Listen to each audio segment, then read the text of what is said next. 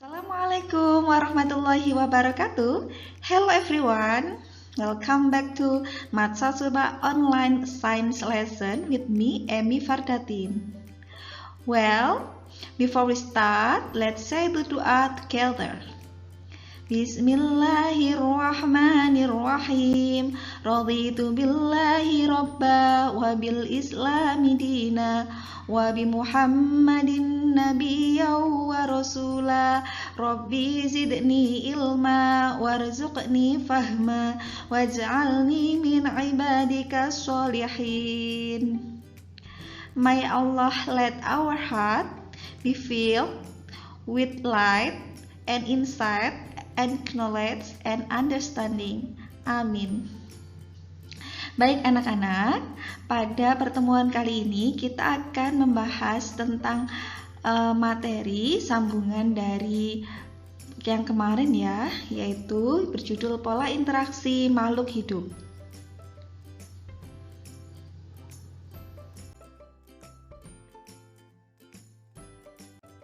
Tujuan pembelajaran kita pada kali ini yaitu diharapkan siswa dapat menjelaskan pola interaksi dalam ekosistem.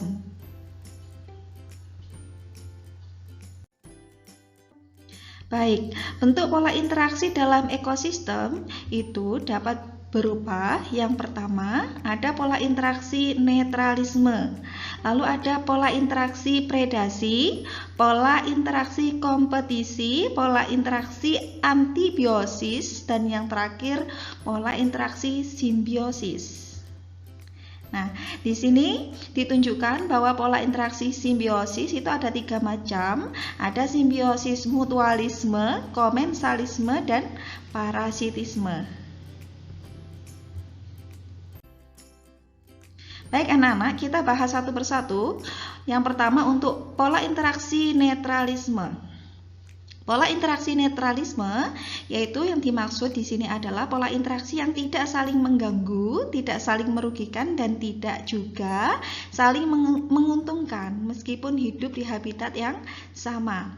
Contohnya apa? Contohnya interaksi antara kambing dengan kodok. Nah, interaksi antara kambing dengan kodok di dalam ekosistem padang rumput. Nah, kambing itu makan rumput di siang hari misal ya, tapi kodok itu makan serangga di malam hari. Jadi mereka tidak saling mengganggu, tidak saling merugikan, dan tidak saling menguntungkan pula.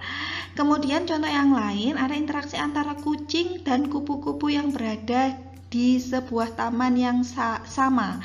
Nah, seperti yang kita ketahui kalau kucing berarti dia kucing itu hewan karnivora, dia bisa makan tikus gitu ya, atau bisa makan serangga. Tapi kalau kupu-kupu dia makan nektarnya bunga gitu ya. Kemudian yang kedua adalah pola interaksi predasi.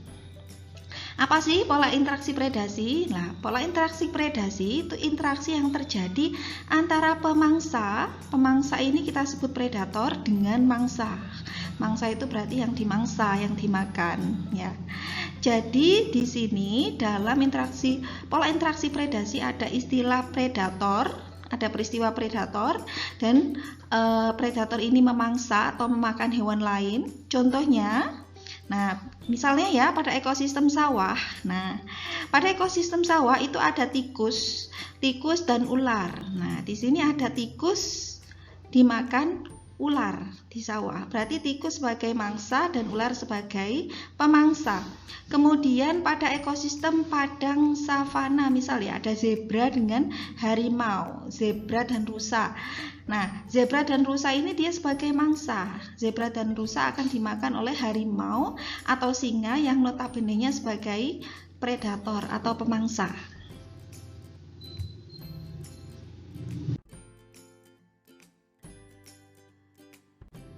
Selanjutnya anak-anak yaitu pola interaksi kompetisi. Apa sih pola interaksi kompetisi ini? Nah, di sini berarti interaksi yang terjadi karena adanya persaingan antara individu atau populasi untuk mendapatkan makanan. Biasanya interaksi kompetisi ini terjadi itu karena apa? Karena di habitat yang ditempati oleh mereka, nah itu tidak menyediakan makanan yang cukup. ya jumlahnya tidak cukup sehingga mereka harus bersaing, berkompetisi untuk mendapatkan makanan. Contohnya apa? Contohnya populasi sapi dan kambing di padang rumput. Nah, ini akan berkompetisi untuk mendapatkan rumput sebagai bahan makanan, gitu ya. Karena makanannya sama, jadi berkompetisi, bersaing. Kemudian ada lagi padi dan gulma pada ekosistem sawah anak-anak. Nah, ini akan berkompetisi untuk mendapatkan unsur hara dari tanah. Atau juga contoh lainnya ada harimau dan singa di padang rumput ya. Nah, mereka ini berkompetisi untuk memangsa rusa ya, atau memangsa zebra karena makanan mereka sama sebagai hewan karnivora. Selanjutnya adalah pola interaksi antibiosis. Nah, antibiosis di sini berarti interaksi antara dua individu yang berbeda jenis yang menyebabkan individu satu itu menghambat pertumbuhan individu yang lain. Contohnya apa? Contohnya jamur Penicillium notatum. Dia itu mengeluarkan zat. Nah, zat antibiotik ini untuk menghambat pertumbuhan jenis bakteri tertentu. Nah, jadi kalau interaksi antibiosis berarti makhluk hidup yang satu menghambat pertumbuhan makhluk hidup yang lain. Contoh lainnya itu ada gulma. Gulma mengeluarkan racun untuk menghambat pertumbuhan kacang tanah. Nah, seperti itu. Selanjutnya pola interaksi simbiosis. Nah, seperti yang sudah Ibu sebutkan tadi, pola interaksi simbiosis ada 3 macam, ada mutualisme, komensalisme, dan parasitisme. Mari kita bahas satu-satu. Jika mutualisme berarti interaksi ini saling menguntungkan di antara dua individu yang saling berinteraksi. Contohnya apa? Contohnya ada simbiosis antara tumbuhan berbunga dengan kupu-kupu. Nah, di mana tumbuhan berbunga itu mendapat keuntungan dari kupu-kupu, dia dibantu dalam proses penyerbukan, sedangkan kupu-kupunya dia diuntungkan mendapatkan nektar dari bunga. Nah, ini adalah contoh simbiosis yang saling menguntungkan anak-anak ya, atau disebut mutualisme. Kemudian yang kedua adalah simbiosis komensalisme. Kalau komensalisme berarti interaksi yang hanya menguntungkan satu pihak saja, sedangkan pihak lainnya itu tidak dirugikan dan tidak pula diuntungkan. Contohnya apa? Contohnya simbiosis antara ikan hiu dan ikan remora. Nah, di mana ikan hiu ini dia memberikan keuntungan kepada ikan remora gitu ya. Keuntungannya apa? Dia ikan hiu ini kan habis makan makanannya itu sisa-sisanya itu diambili sama ikan remora. Nah, ikan remoranya itu diuntungkan, tapi ikan hiunya itu tidak diuntungkan, tidak dirugikan. Nah, ikan remora juga dapat perlindungan dari ikan hiu, keuntungannya itu. Kemudian yang terakhir adalah simbiosis parasitisme.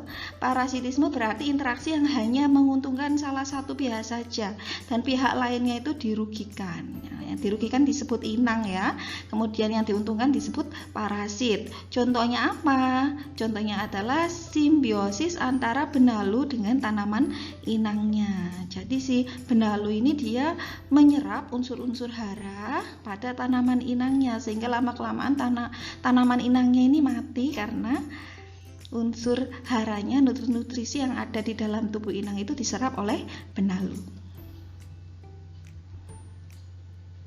Nah, di sini ada tugas harian siswa anak-anak di mana ada beberapa gambar yang menunjukkan interaksi antara dua individu. Nah, di sana ada interaksi antara ayam dengan kucing. Silakan sebutkan pola interaksi apa itu. Nah, itu ya nomor 1. Kemudian yang nomor 2 interaksi antara beruang coklat sama ikan salmon. Kemudian yang ketiga interaksi antara bunga dengan lebah. Keempat interaksi antara batu besar dengan bunga rafflesia. Coba disebutkan pola interaksi apa saja yang bisa kita namakan berdasarkan gambar yang sudah disediakan oleh Ibu. Nah, tugas kalian itu ya. Kemudian berikutnya ada gambar 1 sampai 4 lagi. Coba disebutkan lagi. Ini bentuk pola interaksi atau simbiosis apa. Nah, di situ ada ikan hiu dengan ikan remora nomor 1, nomor 2 ada dahan tanaman dengan ditumbuhi apa itu anak-anak? Sepertinya ditumbuhi benalu ya. Nah, itu nomor 2. Kemudian nomor 3, nah itu ada sungai banyak tanaman eceng gondok. Nah, kemudian yang keempat, itu ada singa dengan kijang. Nah, itu coba disebutkan itu masuk pola interaksi apa berdasarkan gambar. Silakan ditulis di buku tugas IPA, kemudian bisa difoto dan diupload di Google Classroom di kolom tugas yang Ibu sediakan. Baik, sampai di sini. Terima kasih atas perhatiannya. Sampai jumpa lagi pada pertemuan yang akan datang. Thanks for watching. See you. Assalamualaikum warahmatullahi wabarakatuh.